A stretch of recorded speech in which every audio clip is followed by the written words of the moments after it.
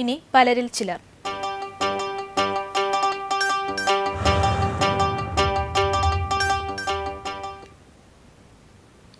കവടി നിരത്തിക്കൊണ്ട് ജ്യോതിഷിമാർ ഭാവി പ്രവചനം നടത്തുമ്പോൾ ആത്മാക്കൾ വഴി ഭാവിയും ഭൂതവുമൊക്കെ പറയാമെന്ന് അവകാശപ്പെടുകയാണ് കൈതമുക്ക് സ്വദേശി പത്മനാഭൻ.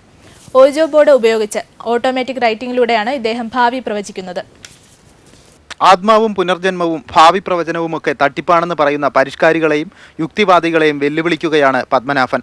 തന്ത്രവും മന്ത്രവുമൊന്നുമില്ലാതെ ആത്മാക്കളുമായി ആശയവിനിമയം നടത്താൻ ഉപയോഗിക്കുന്ന ഓജോ ബോർഡിന്റെ സഹായത്തോടെയാണ് പത്മനാഭൻ ഇത്തരക്കാരെ വെല്ലുവിളിക്കുന്നത്. തട്ടിപ്പാണെന്ന് പറയുന്നവരെ ബോധ്യപ്പെടുത്താനായി ആത്മാക്കളെ വിളിച്ചു വരുത്തി ഭാവിയും ഭൂതകാലവുമൊക്കെ പ്രവചിക്കാൻ ഇദ്ദേഹം തയ്യാറാണ്. പരലോകത്തെ തന്റെ ഗുരുവഴിയാണ് ഭാവി പ്രവചിക്കുന്നതെന്ന് അവകാശപ്പെടുന്ന പത്മനാഭൻ മാസങ്ങൾക്കുള്ളിൽ സംഭവിക്കുമെന്ന അവകാശവുമായി 2 പ്രവചനങ്ങൾ ACV ന്യൂസിനോടും പറഞ്ഞു. ആത്മാക്കൾ പറയുന്നത് പൂർണ്ണമായും ഉൾക്കൊള്ളാൻ കഴിയാതെ വരുമ്പോഴാണ് തെറ്റുപറ്റുന്നതെന്ന് പത്മനാഭൻ പറയുന്നു. സുനാമി ഉൾപ്പെടെയുള്ളവ മുൻകൂട്ടി പറയാനാകാത്തത് ഇതുമൂലമാണെന്നാണ് ഇദ്ദേഹത്തിന്റെ വ്യാഖ്യാനം. സുനാമി പോലുള്ള കാര്യങ്ങൾ എന്തുകൊണ്ട് നിങ്ങൾ അറിഞ്ഞില്ല എന്ന് ചോദിച്ചു. സുനാമിയുടെ കാര്യം ഞാൻ അറിഞ്ഞിരുന്നില്ല, ഞാൻ പറഞ്ഞിരുന്നുമില്ല.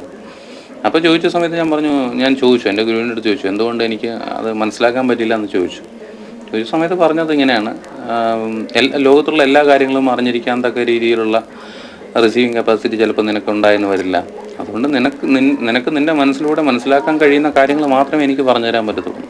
5 വർഷങ്ങൾക്ക് മുൻപ് ആത്മഹത്യക്ക് ശ്രമിച്ച പത്മനാഭൻ 4 ദിവസത്തെ ജീവൻ മരണ പോരാട്ടത്തിനൊടുവിലാണ് ജീവിതം തിരിച്ചു കിട്ടിയത്. ഇതിനുശേഷമാണ് ആത്മാക്കളുമായി ബന്ധപ്പെടാൻ സാധിക്കുന്നതെന്നാണ് പത്മനാഭൻ പറയുന്നത്. ഇനി കായികം.